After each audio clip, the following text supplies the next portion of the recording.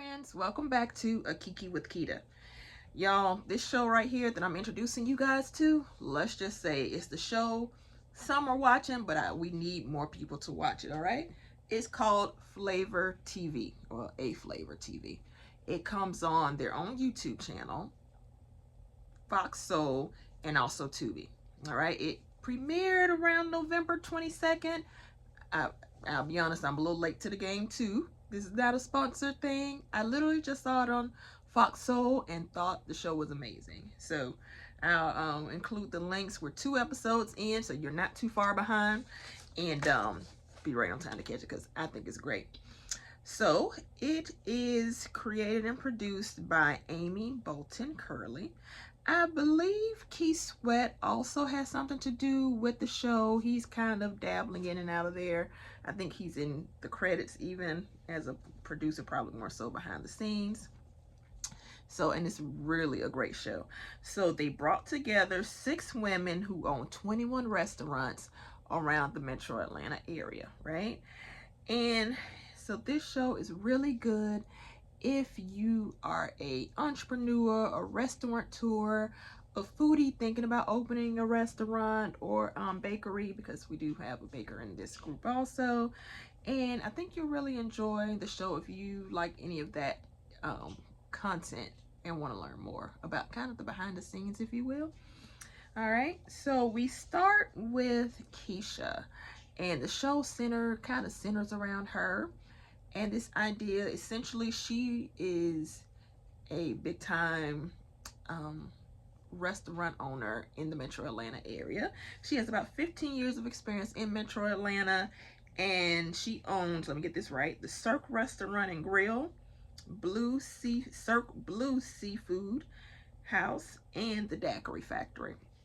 Now, her idea is to pretty much get all these ladies together. We'll be introducing in a second. Get them together to do a food festival in Atlanta. And I'm gonna kind of meld the introductions with the first episodes. We'll be good on time because 2 episodes is really long. I'm not trying to talk that much. All right. So in the first episode, we start with Keisha. She's at the Daiquiri bar, and she has a great relationship with her staff. I know some managers don't like to have that person. No, some owners, excuse me, let me use the right term there. Some owners don't like to have that personal relationship with their staff. And for some people, it works. She seems to have a good blend about it. So she's having the staff meeting. And apparently one of her staff meetings, I think her general manager was late. But hey, it is what it is. Life happens. Traffic happens, okay? Unless there's some other behind the scenes stuff we didn't know about. I'm going to just blame it on traffic. You know, hey. But they're talking about her 1-year anniversary at the Daiquiri Factory, of owning the Daiquiri Factory and being in Atlanta. And the staff kind of hints at, oh, what do you want to do for your birthday? You know, what do you think about us doing something? And she's like, oh, no, I don't want to do anything. I'm shy. You know, honey, if you saw the episode, you know she ain't shy. Okay, sis is not shy. But you know, she claims she doesn't want a party, and it is what it is. They continue on with the meeting and planning of the anniversary party, and it was very simple. First introduction to Keisha and her staff, but great vibes so far. I love it. Next, we have Bobby and Taryn. They are the owners of Harold's Chicken and Ice Bar. The ladies met at waitresses at a different restaurant, Applebee's actually. And in the first couple of episodes, the first 2 episodes actually, and let's talk about it, because you see how they're like, they're clashing, if you will. They're definitely clashing. And this goes to show why people say you shouldn't go into business with your friends, right? Like, some people can manage it, some, nah. And just from the outside looking in and only looking at these 2 episodes, it really just seems like miscommunication and them not focusing on their strengths, right? So they're discussing their strengths and weaknesses, excuse me. You know, they're discussing ordering inventory, right? So flour and chicken and seasoning, whatever. And Taryn seems to order too much. Bobby's like, girl, don't do that again this week. I had too much, da da da da da. So obviously they handle things differently.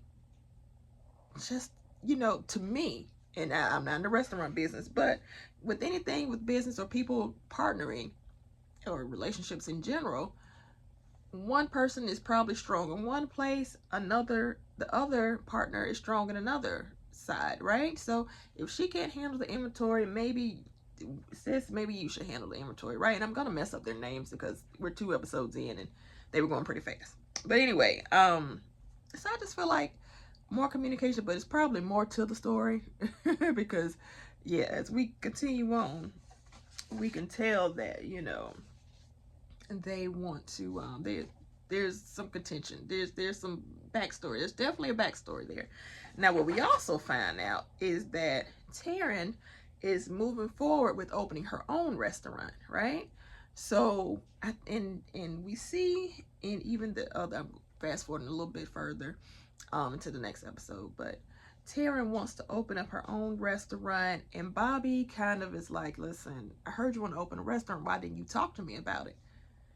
And my thing is, if we don't get along here, I don't know if I want to move forward with you, girl. I don't know. And really, it looks like she don't. Okay, she's trying to tell you it's a soft lunch into I don't want to deal with you no more. That's what it is. Sorry, sis. Sorry, not sorry. Right? But yeah, it looks like Harold's Chicken and Ice Bar is going to be their last venture together. All right, look at my notes. Then we meet Shima, and Shima has Baltimore crab and seafood, which me being here in DC and family in Atlanta, I for sure I'm going to Baltimore crab and seafood because I want to see what it's like. Garden Park, which is like a brunch and event spot, event restaurant, and then Bella. From the looks, they're very classy restaurants. She has 28 years of service. From her discussion, she seems to, originally when she had these restaurants, they were all family run, but now it seems like it's just her and her mom, and maybe the family does stuff off to the side a little bit, but they're not as heavily involved as Shima is, right?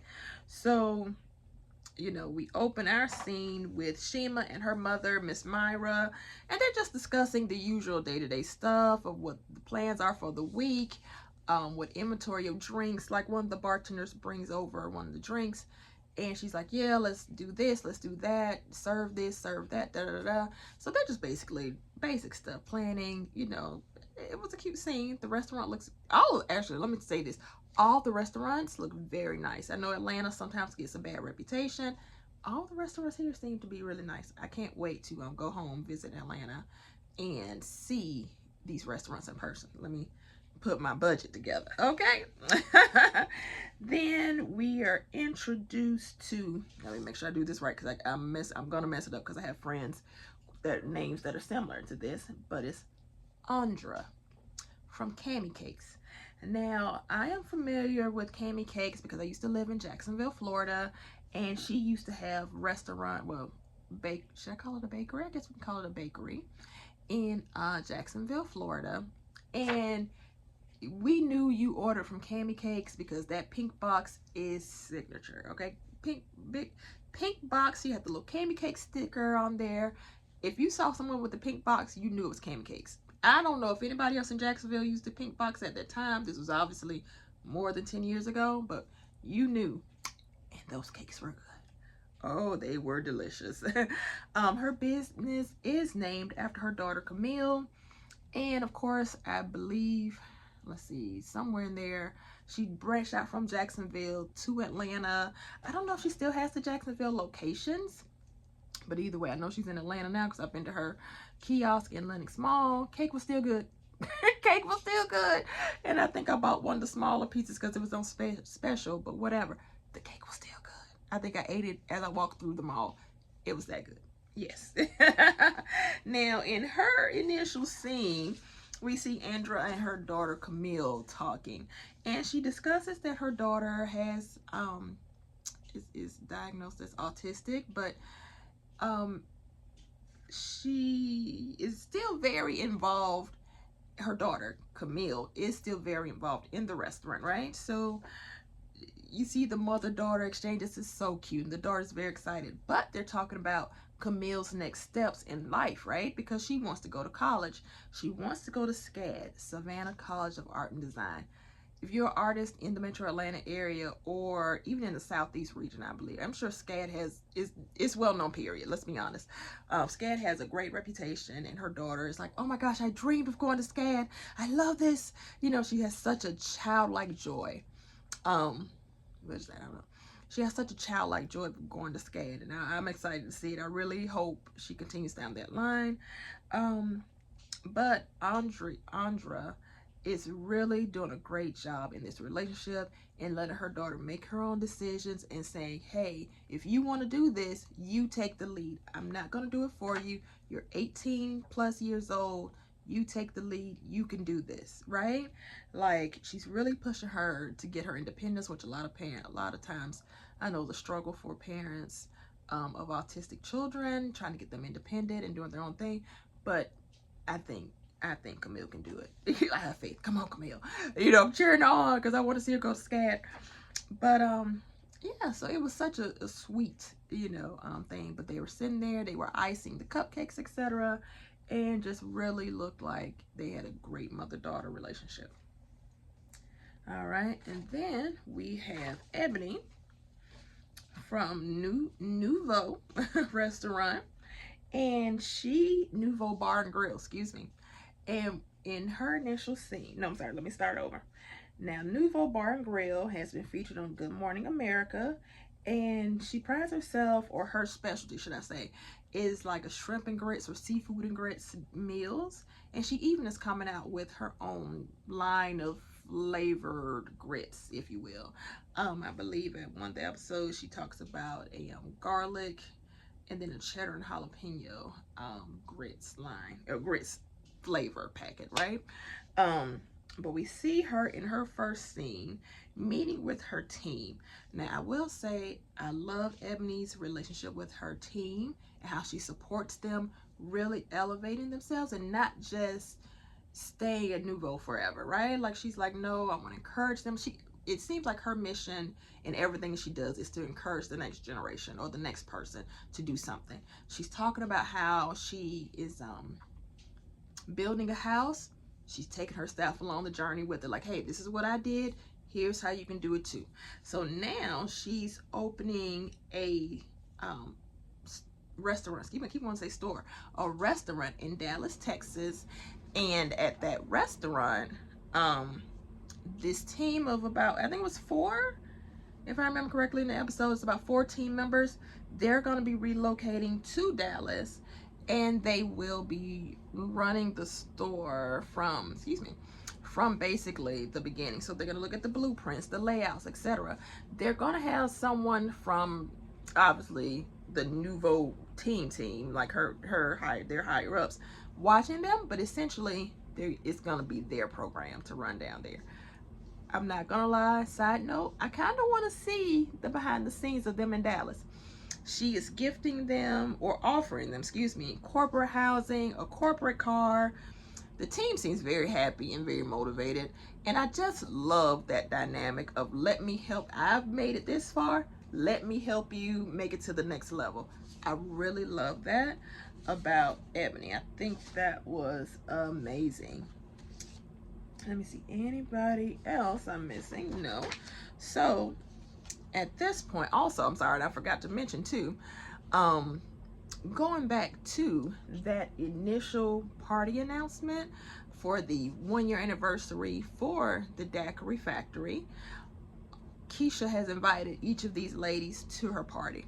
So in the next scene, we see where everyone is arriving to the Daiquiri Factory, or another restaurant. I think it's another, I don't know if it's Daiquiri Factory or another restaurant. Either way, the restaurant is huge, it's gorgeous, everyone has food, a lot of people attended. Keisha, baby, you were well loved. She is well loved in Atlanta, in the Atlanta food scene, right? And the staff gets on stage and they say, hey, thank y'all for coming to our 1-year anniversary. By the way, we're having this party, and it's also a birthday party for Keisha. We didn't tell her. We didn't tell her. And surprise, she's coming in a few minutes. When she comes in, everyone yells surprise, happy birthday, happy anniversary, etc., etc. Within a few minutes later, she comes in, surprise, and of course Keisha is all like, haha, drinks on me, thank you for coming, you know, all this other stuff. And you know, she genuinely seemed surprised and happy, you know, and that was good. It was a good environment. People are hugging her. The typical party environment, right? So, and of course, oh, and then also, let me look at my notes, make sure I'm covering everything.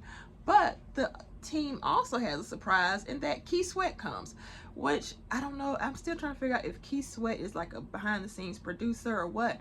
But Key Sweat comes out clearly, you know, maybe he performs and they don't show it on the episode. But he hugs Keisha, gives her, you know, a little kiss on the cheek, and then he gives her this cute bag, which the bag is actually a sponsor of the show, Platinum. What is it? Platinum Secrets? It's Platinum Status. Excuse me. It's a gorgeous red bag. Platinum Status, gorgeous red bag, kind of like a metallic look. It's gorgeous, cute duffel bag. I mean, you could put everything in there. It looked really nice. I do want to know if that's his bag line or someone else's bag line. And then, of course, once everyone sits down from the show, and then obviously everybody else is around too, but you know, they're mainly focused on their one table. You know how they do on these reality shows. Keisha kind of introduces the idea of the food festival. It gets mixed reviews. Keisha says, you know, behind the scenes, that she would have thought, hey, I thought everybody would be okay with this. It's a way for us to make money, da da da da. But everyone is like, girl, it's a lot of work. It's a lot of work to do these food festivals. How are we going to set this up? You know, I've done Taste of Chicago, and it's just go, go, go, go, go all day. Do we want to do that? I don't know. So Keisha says, hey, let's table this discussion. I have you guys meet at my house in a more quiet environment where we can all really focus and think. And then let's talk about it there. And that's how they end episode 1. I will say I love the idea of, because a lot of reality shows need to do this. Stop discussing important matters in a busy environment. Take the team somewhere, the crew somewhere else where they can focus. So much is lost in translation because people they can't focus at a party on important stuff. Anyway, y'all. So, episode 2, and I'm doing good. We're at 15, 20, 17 minutes. All right, so episode 2 opens up with Keisha, and she's at her restaurant, Blue Cirque, and she's speaking with one of the bartenders. His name is Al. And then someone, another baker, Keon, comes in, and they're just talking about the food festival. Obviously, Keon wants to be involved, and she's like, hey, this is just for the women this time. You can be a vendor. And he's like, what, girl? I want to be the star of the show, you know, whatever. She already has Andra from Cami Cakes. I don't know how Keon, but either way. So Keon, of course, is asking her questions, and he's like, hey, that sounds like a good idea, a good team. And they also discuss something that is imperative to anybody in restaurant, retail, or anybody doing business right now, is that the economy is changing so much, you know, and restaurants are hurting. Many restaurants near her have closed. I think she said something about 17 restaurants near her had closed. That is a high number, you know, but the economy, you know, people are hurting. They're trying to find jobs. Workers are being laid off. There was a government shutdown. I don't know when they recorded this, but a lot of that plays into these factors, right? So then, the next scene, we arrive at Taryn's new restaurant. I remember another scene. Taryn has the partner Bobby, and they kind of went back and forth about Taryn opening this new restaurant by herself. Taryn was like, look, I like certain things that you don't like. Whatever. I'm going forward without you, baby. That's what she wanted to tell her. I don't want to do this with you. We good right here. This is where the bus stops. That's what she wanted to tell her. I think she didn't tell her because the cameras was there. They probably had a side conversation though. That was like, girl, I don't want to work with you no more. At Taryn's restaurant, she meets with Ebony and talks about, you know, just stepping out on her own. And she does discuss those type of things of like, hey, I want to be able to make decisions on my own. I want to be able to do all these things on my own without having to ask somebody, what do you think? What do you think? What do you think? You know, and it's and then how the partnership is even affecting her relationship or her friendship with Bobby, right? So she wants to kind of branch out on her own. She just said, it's time. It's time for me to do it on my own. And it's good that she's got Ebony there, because Ebony, for the most part, mentions that she's always done her restaurants alone and hasn't had to have that second opinion, if you will. All right. But Ebony says that she's decided, of course, Ebony is the new girl in this. She's decided to do the food tour, food festival, excuse me. But Taryn, not so much.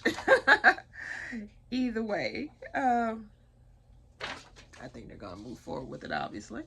Then we have another meeting in the next scene, Andra and Shima. Now this one's interesting because they discussed the party. Everyone's discussing the party because this is the next day or two or whatever. And they are just talking about how they had a good time, how Key Sweat was there, gave her the bag, all these great things.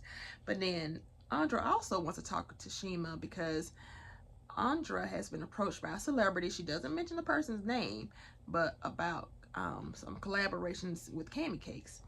And Andra is concerned because this person would, you know, seemingly, you know, take the name and the ideas and have the business in different cities where she probably can't get her hands into it, right? So like if she mentioned Miami and some other cities, and it just presented a problem because, you know, celebrities have their own thing and she doesn't have food experience.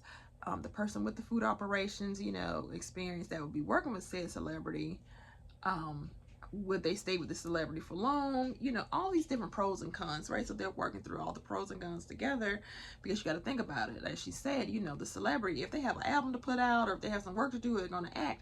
That's going to come first. The cupcakes and cakes, bakery, etc. will come second. Is that what you want to deal with? You know, she's talking about opening in other cities outside of Atlanta and Jacksonville. You know, she's talking about Miami, and then somewhere else she mentioned too, do you want to be as hands-on, you know, as that?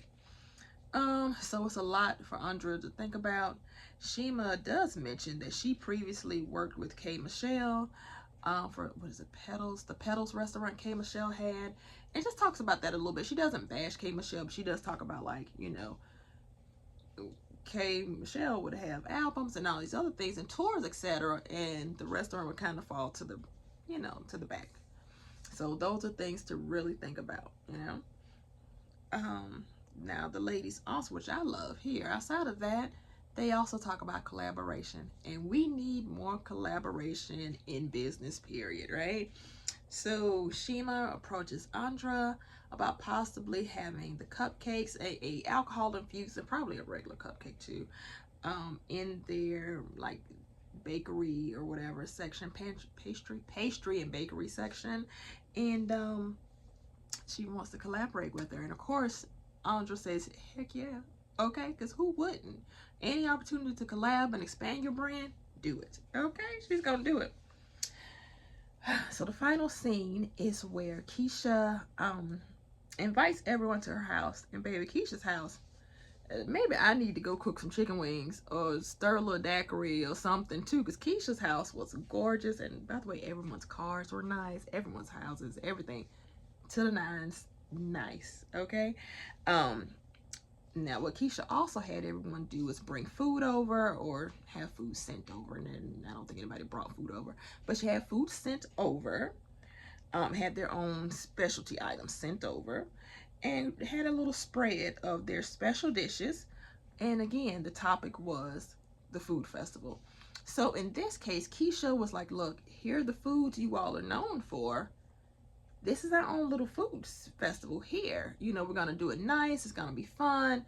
You all took the time out to create these cakes, these crabs, the crab legs. Oh my God, they had so many. Let me see. They had crab legs, a seafood boat. Keisha created this huge seafood boat. Andra from Cami Cakes had cakes. She had cupcakes, but then she also gave the ladies individual cakes, right? Ebony had a whole shrimp and grits, seafood and grits like smorgasbord, right? And then she also gave the ladies individual bags of the flavored grits so they can try at home and possibly collab and have in their stores. Yes, honey, yes, way to do it. You know, so, and they also had jerk chicken and other seafood items, pastas, etc. And it just looked phenomenal. Everything looked phenomenal. The layout was great. It was amazing, right? So the food looked good. Everyone's kind of thinking, okay, if we could get together and do it on the lines of this and not a messy festival, we could do this. So not the lines of a messy festival, we could do this together, right? So they're thinking, they're eating, and of course, the cliffhanger of the show, Bobby says, well, if we're gonna work together, that's great, but I have to let y'all know I have a felony. Y'all, why? Huh? Why? It's always something. It's always something. I don't know enough about the food industry to know how a felony would affect them moving forward, because she's already a restaurant owner. I don't know. But I'm sure in the next couple of episodes we'll figure out how this felony is gonna affect her in the restaurant and everything moving forward. But y'all, that's a recap of the first 2 episodes. I tried to go very quickly. Be sure to check out the show A Flavor TV, A Flavor TV on either Fox Soul or their YouTube channel, which I think still feeds back into Fox Soul. It is an amazing show, and I'm really enjoying it. I'm not interested in restaurant entrepreneurship, but it's good to just see the behind the scenes of how restaurants work. But all right, if you love this review, also support me here. Feel free to like, comment, and subscribe if you are also watching the show, or if you turn onto the show. Let me know what you think, because it's a great show. Very positive so far. So far, very positive. I've seen the previews. It's not on the level of ratchetry, but I think it's still gonna be a very good, very positive show. All right, but y'all, like, comment, subscribe, and I'll see y'all later. Have a good one. Bye.